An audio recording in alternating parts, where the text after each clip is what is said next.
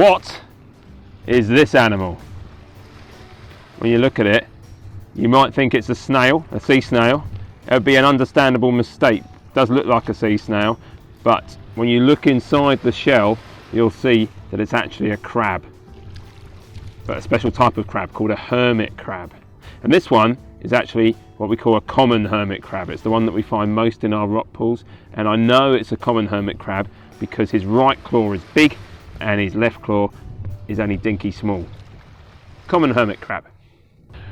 Where do you find hermit crabs?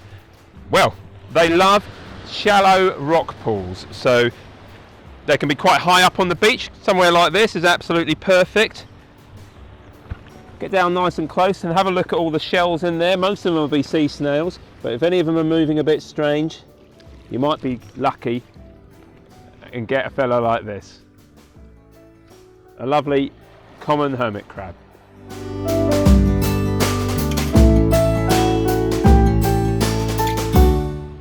How can you tell if a shell has got a hermit crab inside it and not a sea snail? Well, that's often a little bit difficult because sometimes when you look in a rock pool, it's absolutely full of shells and they're nearly all sea snails. But if you just take a moment and watch a rock pool for a little while, sometimes you'll see that one of the shells will move a little bit more differently to the other. It'll move more quickly and more jumpy, and that means that there's a hermit crab in there scurrying around. Why do they have a shell? Well, unlike other types of crab, they have quite soft skin. Other types of crab have hard skin called an exoskeleton. That's kind of like their own shell that protects them from predators, stops them from being eaten. But hermit crabs don't have that so much, not around their whole body anyway.